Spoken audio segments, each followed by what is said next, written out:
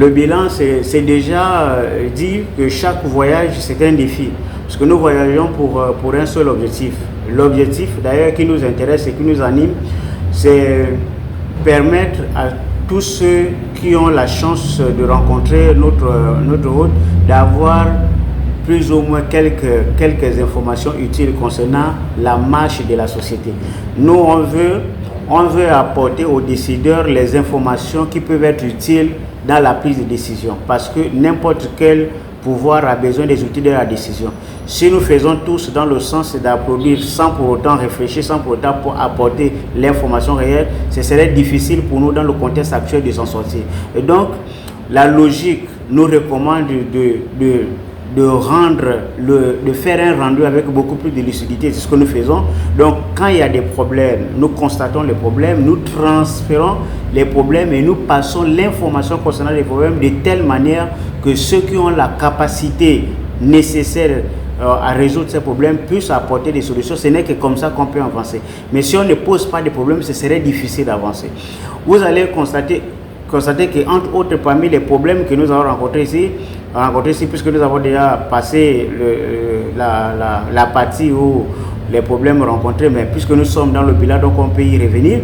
Mais Lambaréné, c'est une ville qui est au centre. Je n'ai pas besoin de rappeler le caractère stratégique de la ville de Lambaréné. Mais on vous dit, la ville est constituée de 24 quartiers où plus de 22 quartiers sont à chaque saison de pluie presque inondés. Et certains ici évoquent comme solution l'évacuation du trop de sable qui traîne au niveau de la profondeur des eaux, afin de permettre la fluidité des eaux. C'est ce qui peut, d'après certains techniciens, désengorger un peu les eaux qui remontent en surface pour inonder les quartiers. C'est une des solutions évoquées ici, et je pense que pour ne pas trahir un secret, nous avons absenté malheureusement le délégué du conseil départemental qui malheureusement était en déplacement. Nous pensons qu'un projet comme ça existe déjà ici dans le Moyen-Ogooué, qui consiste à essayer d'évacuer le sable tout le long de l'Ogooué, afin de permettre d'avoir une profondeur suffisante pour que l'Ogooué, les eaux ne puissent plus remonter en surface pour gêner les habitants. Voilà, c'est une des solutions évoquées ici, et je pense que ce genre de solution doit remonter en surface pour permettre aux décideurs d'avoir une idée qu'il y a des problèmes. Il y a également des gens qui ont trouvé quelques pistes de solutions. Peut-être que par là, les autorités vont certainement saisir l'opportunité pour essayer d'examiner la situation plus à profondeur, pour voir les tenants et aboutissants d'un tel projet.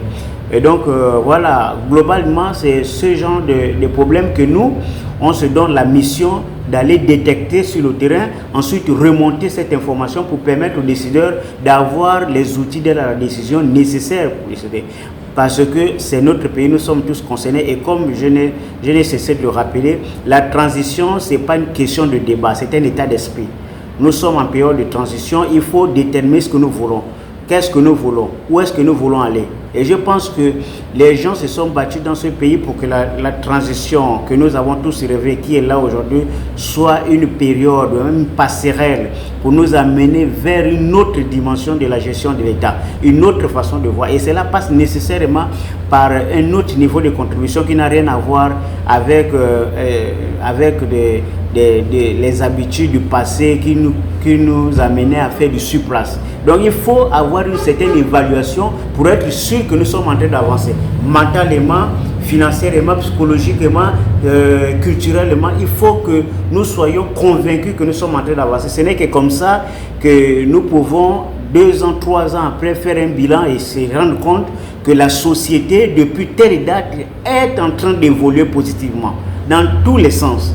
Parce qu'il ne sert à rien d'évoluer dans un sens et de ne pas se battre pour qu'un autre sens évolue. Parce que si la mentalité n'évolue pas, les problèmes vont demeurer malheureusement. Donc, nous, on s'est engagé pour faire évoluer les choses dans tous les sens, mentalement, comme, voilà, dans tous les sens en tout cas, pour permettre au pays d'avoir une génération des hommes avec des valeurs, ça passe nécessairement par une éducation populaire. Et les responsables de l'éducation populaire, ceux par qui cette fonction est dévolue, évidemment, ce sont les communicateurs, ce sont des hommes publics, ce sont des politiciens, ce sont des chefs des partis, ce sont des chefs des ONG, ce sont des acteurs de la société civile. C'est à eux revient la lourde responsabilité de transmettre les valeurs aux nouvelles générations. Et je pense que la meilleure façon de transmettre une valeur, c'est d'être toi-même une valeur. Parce que si tu n'as pas de valeur,